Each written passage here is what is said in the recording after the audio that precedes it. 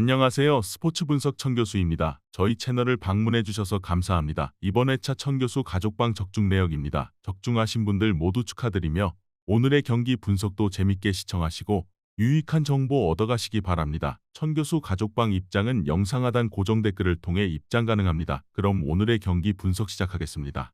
5월 15일 J리그 일본 축구 5경기 분석 시작하겠습니다. 첫 번째로 나고야 대 FC 도쿄 경기 알아보겠습니다.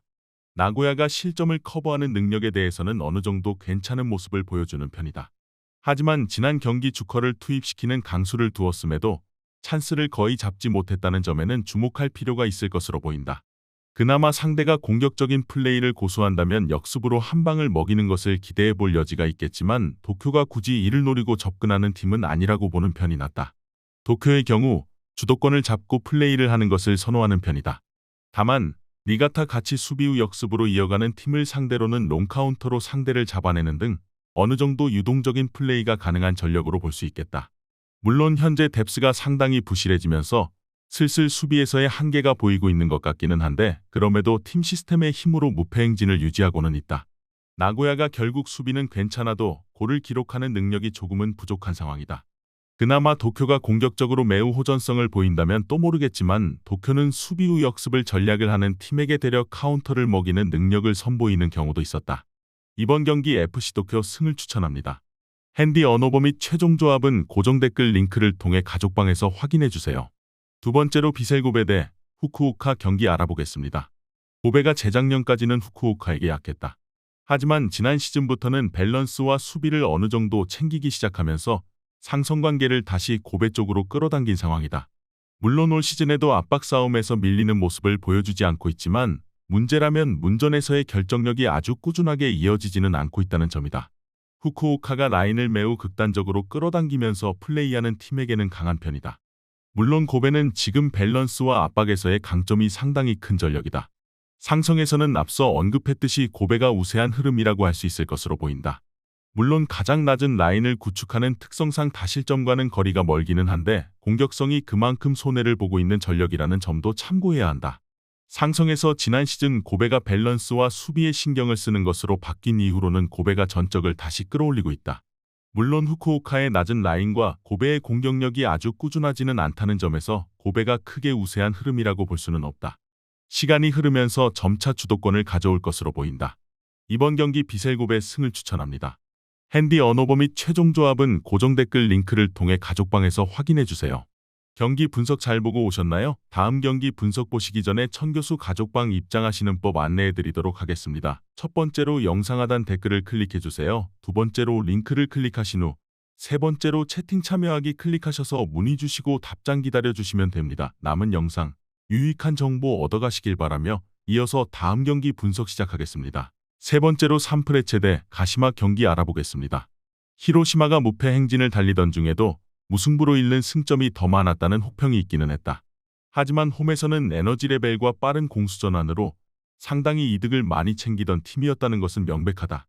지난주에 마리노스와의 경기가 취소된 것도 이득으로 이어질 수 있는데 부상자들도 어느 정도는 돌아올 수 있고 특히 히로시마의 핵심인 체력을 정비할 수 있는 시간을 벌었다. 가시마도 상당히 공격과 수비에서의 전환은 빠른 편이다. 하지만 이기는 경기에서도 후반 실점을 내주는 빈도가 잦다는 점이 약점이다. 베르디와의 지난 매치에서도 3대0으로 이기던 경기가 3대3 무승부로 이어지기도 했다. 물론 가시마가 기본적으로 최근 히로시마를 상대로는 상성에서 영 좋지도 않은 편이고 코어라인이 단단한 팀들을 상대로는 가시마의 득점력이 제법 끊기는 모습도 있었다. 산프레체는 홈에서 에너지 레벨의 우위를 무기 삼아서 아주 좋은 역량을 보여주는 팀이라는 것은 변함이 없겠다. 물론 한 주를 쉬면서 체력적인 면모를 정비한 것도 생각해야 할 것이고 가시마도 히로시마 같이 코어 라인이 견고한 팀을 상대로는 기복이 상당히 큰 편이다. 이번 경기 산프레체 승을 추천합니다. 핸디 언어버 및 최종 조합은 고정 댓글 링크를 통해 가족방에서 확인해주세요. 네 번째로 사간도스 대 가와사키 경기 알아보겠습니다. 사간도스는 기본적으로 동적으로 움직이는 특성을 가지고 있다. 다만 가와사키를 상대로는 주도권을 내주고 이를 기동성으로 막아세우는데 급급했던 편이다. 다행히 지더라도 대량 실점을 허용하는 사례 자체가 많지는 않았으나 가와사키가 이제는 전방에서의 압박이나 쇼카운터 등 지공 상황에서만 매달리는 팀은 아니라는 것을 감안할 필요가 있을 것 같다. 가와사키의 집중력이 꽤 좋아진 모습이다.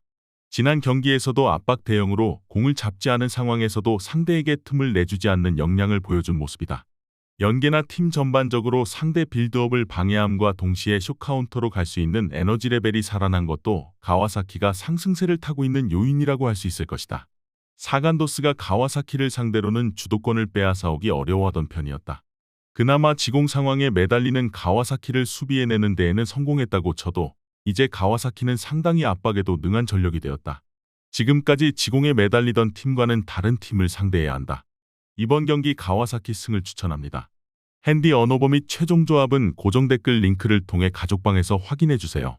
경기 분석 잘 보고 오셨나요? 다음 경기 분석 보시기 전에 천교수 가족방 입장하시는 법 안내해드리도록 하겠습니다. 첫 번째로 영상 하단 댓글을 클릭해주세요. 두 번째로 링크를 클릭하신 후 세 번째로 채팅 참여하기 클릭하셔서 문의 주시고 답장 기다려주시면 됩니다. 남은 영상 유익한 정보 얻어가시길 바라며 이어서 다음 경기 분석 시작하겠습니다. 마지막으로 우라와 레드 대 교토상가 경기 알아보겠습니다.